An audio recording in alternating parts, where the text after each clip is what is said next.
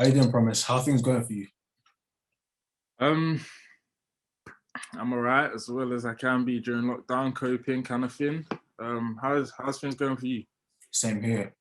All we can really do is, cope, um, stay quarantined, not much we can really do. But Yeah, before we dive into the interview, as we talked in the DMs already, I just want to say I appreciate you, the time that you've taken out your day to come and speak with me. As I've already mentioned, I'm the project manager at We Stop Hate Crime, and our main focus is to raise awareness of knife crime among youths. And we are doing this by providing different types of content. And one of the contents that we decided to choose was video interviews, gaining the insight from the member of public. So once again, I appreciate you, coming and sharing your insights. So before we dive right into the questions and interviews, I want you to introduce yourself, talk about who you are and your upbringing and the things you like to do. so yeah, my name is Promise Ave. I am a student at University of Kent, Canterbury, marketing. So I study. My upbringing, if I'm honest, I lived in like the border of a really posh place. So I wasn't in like a bad area necessarily. I was on the border of a posh place. I wasn't in a bad area. I wasn't really in a good area. So my upbringing was really it was balanced. Okay. My parents really tried to make sure that I didn't fall into a bad crowd because there were bad stuff happening close to my house and whatnot. Okay. So yeah, but it was balanced. It was balanced. There was good and there was bad, really. Okay. Things I like to do. I like to play basketball. Okay. I like to go gym. Basically stay active. Just stay active, stay fit.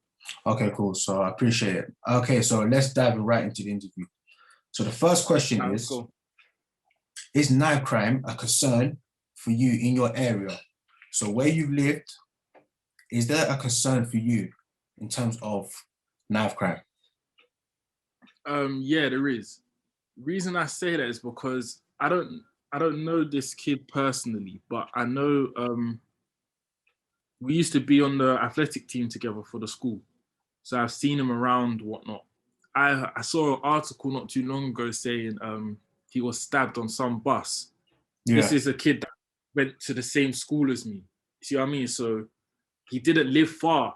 As I said, I didn't really know him, but the fact that he went to the same school as me just implies that he didn't live that far. So Yeah. he was roughly in the area stabbed. It was, from what I heard, it was brutal. And yeah, it's always a concern. It's always a concern when you hear stuff like that, when it's someone you know, kind of thing, because it hits home.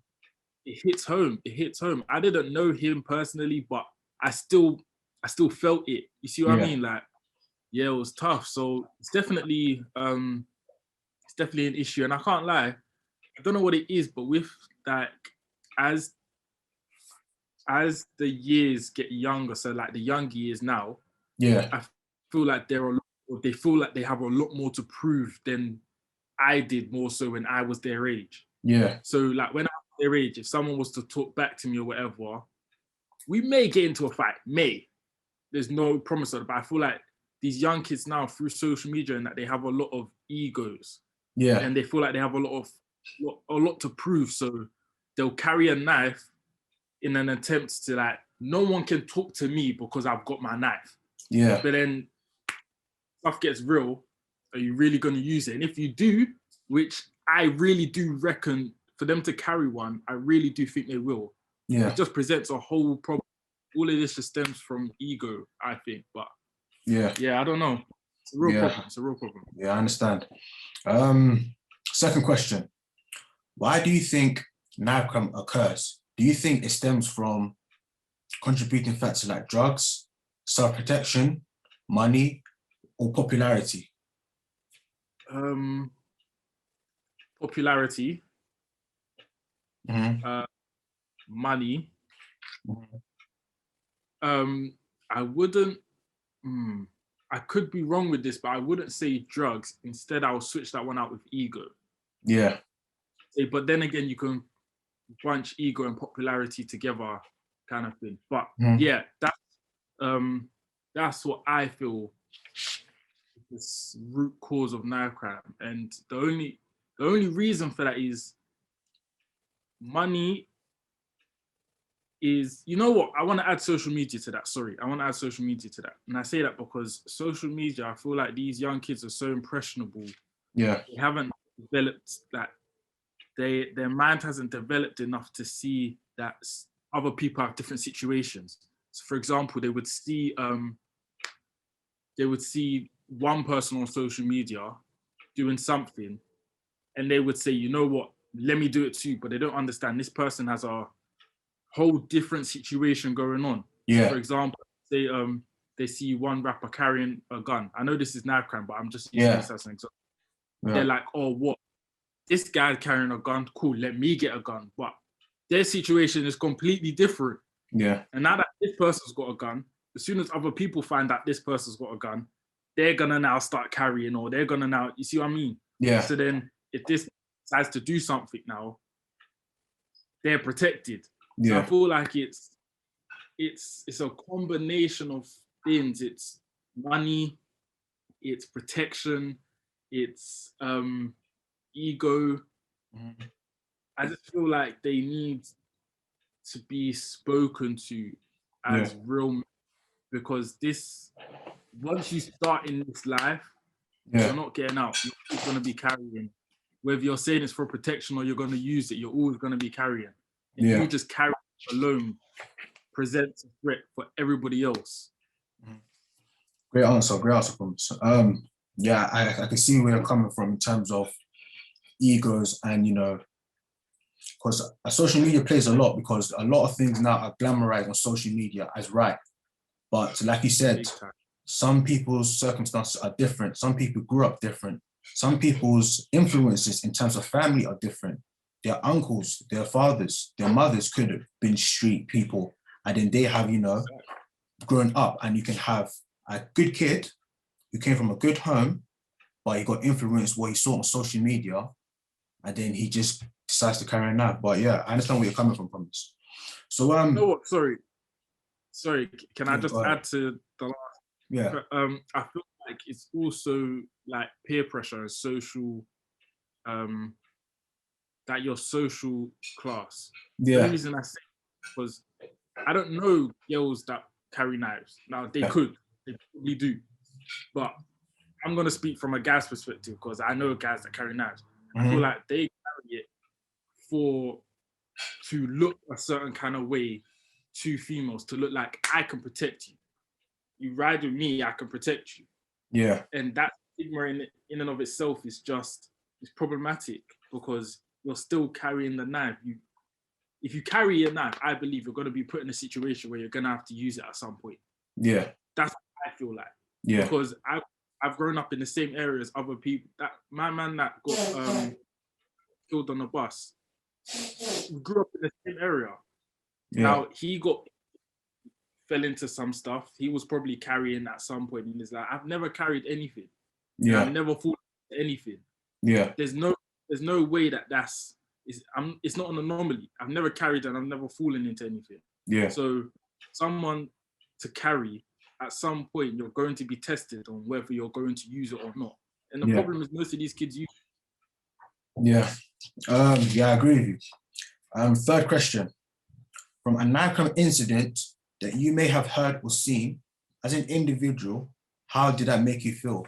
So just now you just gave an example of the kid that was on the bus. So I guess, could you just elaborate on how that made you feel? Just a quick sum up on how it made you feel.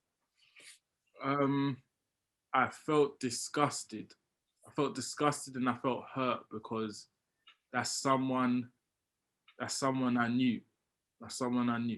I mean, it's unfortunate, but I guess these kids, this is why myself and my team are holding campaigns to, try and raise awareness on these type of things, so these type of situations don't continue to reoccur. But the fourth question that I have for you, Promise, is in the current area that you live in, how do you think knife crime affects other people in your neighborhood? So not you personally, it could be your next door neighbor, it could be your auntie down the road, it could be your grandma who's 2 houses down. How do you think knife crime affects other people in your Uh, neighborhood? I feel like it affects us all the same. Yeah, Why it affects us all the same. The only reason I say that is because I know that they are just trying to protect their kids. They're just trying to protect their valuables. They're just trying to protect what they've worked so hard for. hmm The thought of another person taking away your child, your nephew, your niece, your just anyone close to you like that. yeah, Um, I'm sure for them it's very scary. I'm sure for them they're very scared. They're very worried. Um, yeah. okay, yeah. And it's the final question that I have for you promised today. What do you think can be done to prevent knife crime among the youths? So what type of prevention methods can the government, can private institutions set in place in order that these young kids know and are taught from right from wrong, and of course know the dangers of carrying a knife? I feel like I feel like the government needs to. The biggest issue is we feel detached from the government. I'm saying we because just people in my neighborhood, we feel Yeah, detached from the government. It's hard for them to relate to us. It's hard for us to relate to them. So if the government comes up with some sort of initiative to have people who have come from the same place we've come from, been through the same things we've been through, hmm going out of it now, come to us and say, like, guys, this doesn't have to be it. This doesn't have to be the way. Like, there's so much to life outside of secondary school. I feel yeah, like secondary school is really the boiling pot for all of this, all yeah, of it.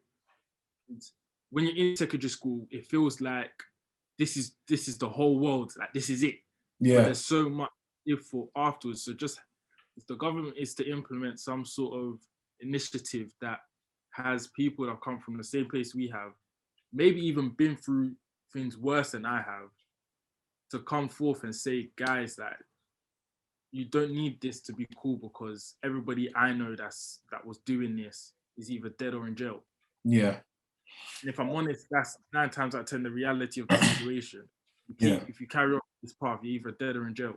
mhm, So to have someone who luckily has made it out come and talk and say, like, this doesn't have to be, I feel like that would be the best course of action. mhm. And just to add on to your point, I remember back in the days when we were young, remember youth centers, when youth centers was about, where after Yeah. secondary school, you can be, you and your friends used to go, you can go chill. And I feel like once they took that away and that opportunity for young kids to, to talk, to, build like a friendship, you know, then they started to look elsewhere, and elsewhere meaning the streets. And then what comes with the streets is you got to protect yourself. And what do you protect yourself with? A knife. So I feel like some prevention methods are youth centers, bringing them back again, because I really do think that it helped a lot of young people. But hey, we'll see in the next years. But thank you for your time, Promise. You shared a lot of great ideas, great thoughts, great insights. Just to let you know, once again, we are holding a campaign. It's commenced on the 1st of March. If you want to go and check out our website, we are selling some merch. We Stop Hate Crime merch. We sell jumpers, mugs, phone cases. But thank you for your time, and I appreciate you. Hey, just before we get off this call, I just want to say to you and your team, like, I appreciate the work you lot are doing, Mhm. because it's definitely an issue in our communities, and to see someone or a group of people step up and actually say, you know what, enough's enough. Like, let's do something. That's why as soon as you DM'd me about this, I was eager to, like, Yeah. help, because I really, really, really appreciate what you lot are doing. So you lot keep going, man. Okay. Thank you very much, Look, Promise. I'll speak to you, help and I hope our relationship continues. 100%, man. Thank Good you. luck.